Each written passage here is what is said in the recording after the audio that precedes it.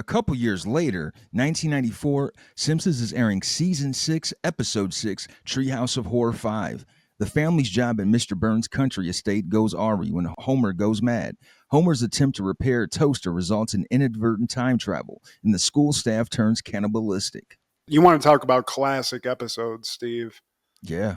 Treehouse of Horror, we're 5 seasons deep on that. But man, all of these I definitely remember. And this is definitely a class. I mean, how many classic Simpsons episodes are there? It's like, you shouldn't even really say that. But yeah, this is a great one. And I love how this starts off. We get like the Simpsons opening, but Halloweenified. All the names are like Mad Matt Groening. They even go that far on it. And then we open with Marge, like on a stage, like at the high school, basically. And she's like, this is such a scary episode. Congress is not going to let us air it. It's too scary. So instead of that, we're going to be airing, what'd she call it? 200 miles to something. To Oregon? Yeah. So they start showing like this black and white Oregon Trail looking movie. And then all of a sudden the feed gets cut. And we just see this black screen with like audio information on it. Yeah. And Bart hacked the system, Steve. Nice little Twilight Zone reference. I always appreciate that. That's my show. And the first vignette is the shinning. The shinning. The shinning. The family's in a car and they're on their way to the estate, and it's Tuesday. Marge asks Homer, did you remember to lock the door? Oh! Yeah. Then it's Wednesday, Steve. Long trip, second long trip, but we made it. Wait, when you locked the front door, did you remember to lock the back door? No. Now it's Thursday, and then we leave Grandpa at the gas station, but then he just keeps going. Wait, are we gonna get Grandpa? They're pissed, but yeah. So they're taking care of Mr. Burns' estate in the mountains. So this is a Shining ripoff. They're in the mountains.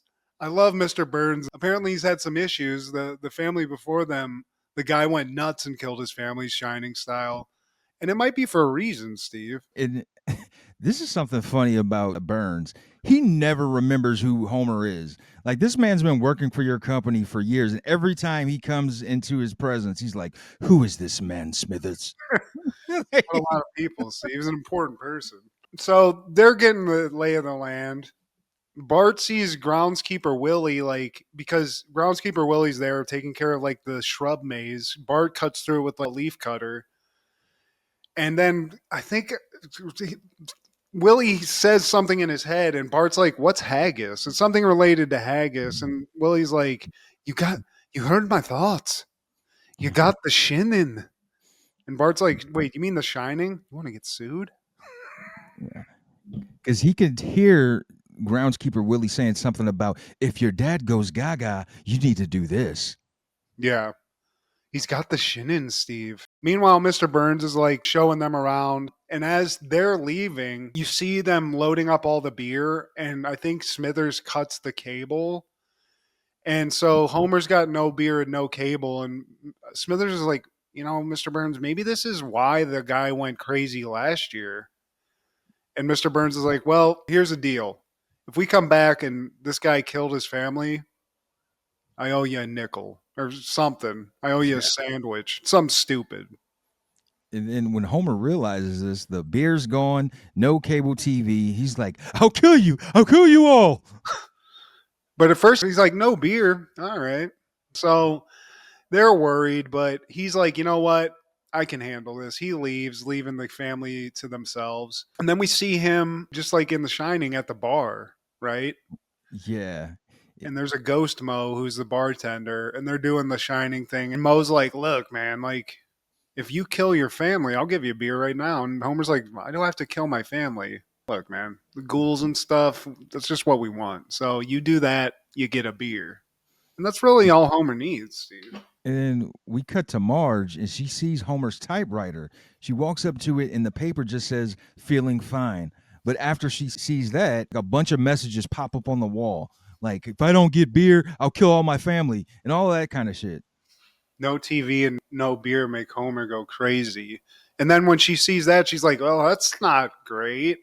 And then Homer shows up, and he's like, hey, Marge, maybe they're going to make a movie about this. It'll be called No TV and no beer make Homer something. He's so stupid he couldn't even remember it. So he goes full on crazy. I mean, he's like, he goes speaking tongues crazy, Steve. For a beer. For a goddamn beer, Steve? Now he's cutting through doors and walls. He does the famous "Here's Johnny," and no one's there. And then he cuts through another door. It's David Letterman. It's It's his his dad, dad. Abe. Yeah, it's like, Hey, oh shit. Mr. Letterman. And what was the last one? He says something when he goes into the Marge one. He finally finds Marge, cuts through the door, and Lisa, she gives Homer a portable TV, and that kind of like sedates him. It gets to the point where, like, Homer, he's calm, he's serene, and then they all embrace. They just stand there, embrace so long to the point where they turn into icicles. yeah, it's like the ending of The Shining. And I like how when he gets the TV, he's like, urge to kill, lessening, Yeah. growing, lessening. But whenever I think something like the Tonys come on the TV when they're frozen, he's like, urge to kill coming back. Yeah. Right, trying to watch that. The next vignette is Time and Punishment. And we see Homer at the table with his family, and he's like, I'm a really lucky guy. And then we see his hands in the toaster. Unplugged, but buzzing with electricity. He gets it off. And he's like, man, that was crazy. And then Bart's like, wait, it's back on your hand. And it's back. So he slams it again. And he destroys his toaster, Steve. That's the impetus of this skit. And then he goes and fixes it. He adds some like tool time modifications to it where the insides are looking a little futuristic, Steve. But all's well that ends well, I guess. And he throws a piece of toast in the toaster to test it out. And he's figured out time travel, Steve. The toast goes in and he goes back to prehistoric times. That's got to be pretty freaky. I also like the Sherman and Mr. Peabody reference. Hell yeah, dude. Quiet, you. I always wanted to name my dog Mr. Peabody. What was that Nice. from? That was Rocky and Bullwinkle, right? Rocky and Bullwinkle, one of my faves, man. And now he's in the prehistoric times. He sees the dinosaurs and he remembers what his dad told him. Don't step on anything, because even the tiniest change can alter the future in ways you can't imagine. I like that was his father's wedding night advice, you know? So he remembers that, but as soon as he has that thought, like this big mosquito starts like buzzing around his head. He's like, stupid mosquito. And he kills it, anti what he just said. And he's like, no. But then the post pops up. That's what sends him back in the future. It looks kind of cool. It looks pretty much the same, right? But this butterfly effect's a bitch, Steve. Because when he goes back into the kitchen, he sees his family, and then all of a sudden the floor turns into a TV. On the television screen is Ned Flanders. Finally home slavery, now. Hey, what the hell is that? Why are y'all watching stupid Ned Flanders? And he hears this from the TV screen, and Ned's just like, looks like we got a negative Nelly. You guys have to go to the Negification Center and get re-Negified. And I think Bart says something about this, and he's like, yeah, Ned Flanders is the ruler of Earth or something. Like, he's the overlord, Steve. This reality, Ned's taken over. It's pretty dystopian because their house gets picked up. They get taken to a Negification Center where they get, like, clockworked orange into watching some video where they're supposed to just smile and laugh. They get out of that. The dogs are getting sicked on him. So he pulls out those Larry Drakes and he's like, well, this will detract them or whatever. He just ends up eating them. the weenies. He has some weenie. I don't even know where those came from, but speaking of sausages, he had a whole link of it. He gets back into the past. He gets back into the prehistoric time and he's like, look, I'm not killing anything, right? I'm not touching anything. I got to get back.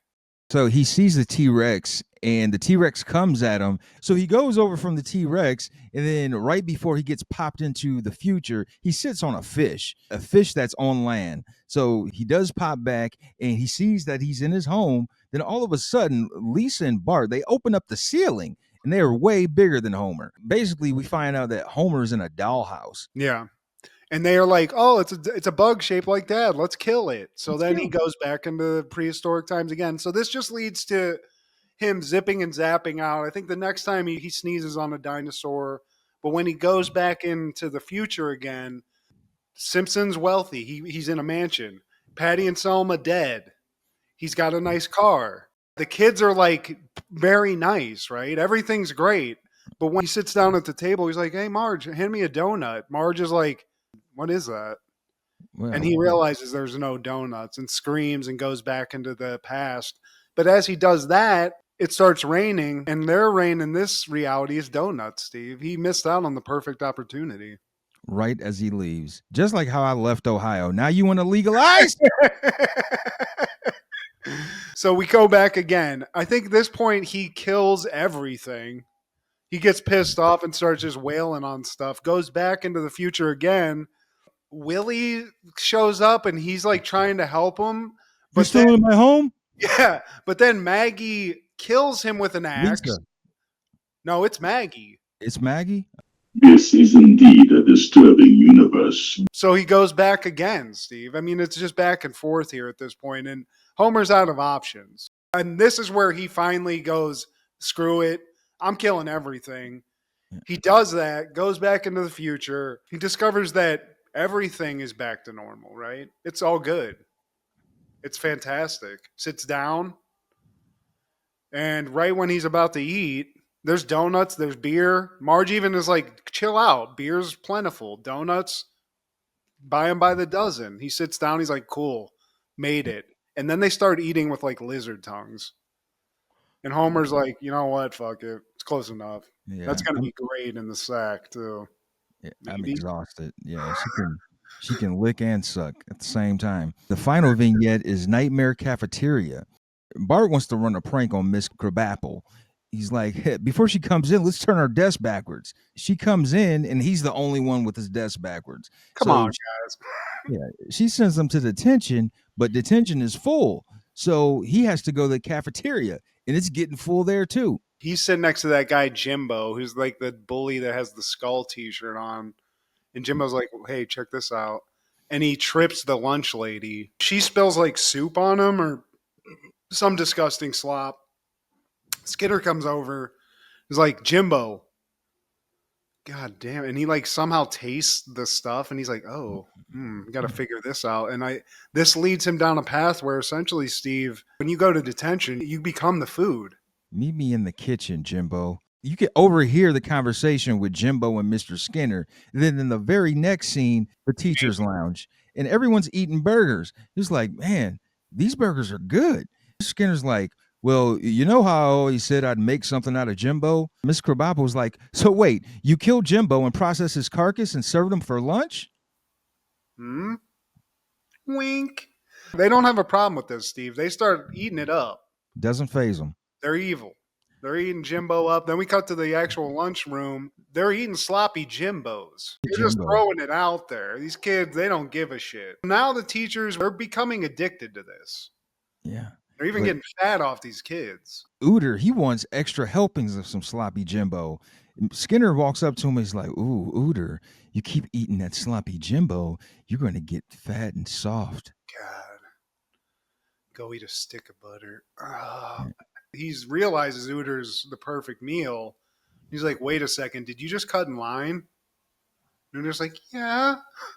Detention. I think Ooter's like, well, how long? And he's like, well, probably about 2 minutes per pound will do it. Yeah. And then the next day, they're eating Uterbraten, Steve. It's German day.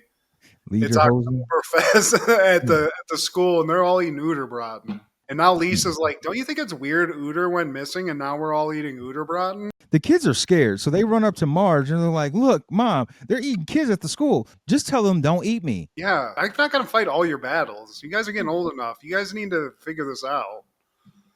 All right, Marge. Jeez. Back in class, they're still scared. And I think Milhouse looks up, and Mrs. Krabappel was reading The Joy of Cooking Milhouse.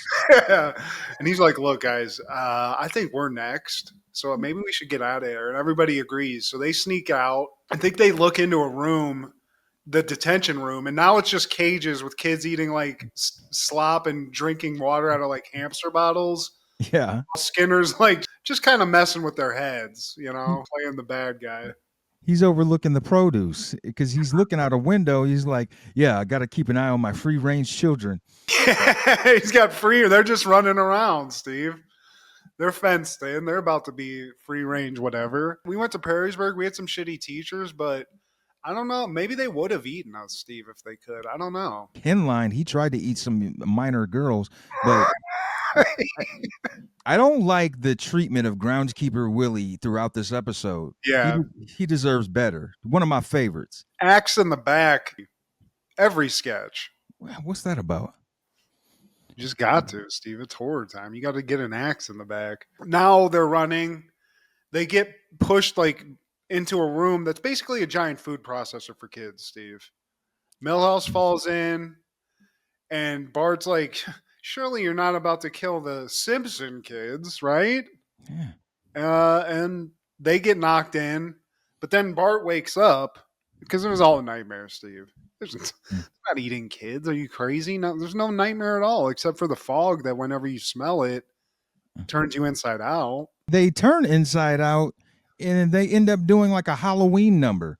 One singular sensation. As they're singing, it's kind of like weird. There's stuff about gore. I like how Santa's little helper just attacks Bart and is trying to eat his insides because they're on the outside. Yeah. It's a pretty dark episode, you know. I was watching this with Kendra. She's like, wow, they ate kids, all this stuff on this, like, you know, this is a cartoon, but what a great episode, you know, even with all the cannibalism, right? And I mean, out of the Treehouse of Horrors that I've seen, this is actually one of the scarier ones. Like, I'm talking about, I might get nightmares from watching this. My personal favorite one is the one where Lisa starts her own universe on her tooth. I don't know if you remember that one where they like shrink down and she's like a god because it was some like science experiment that she was doing for school. But these are memorable, and just having like a Shining spoof and stuff, huge.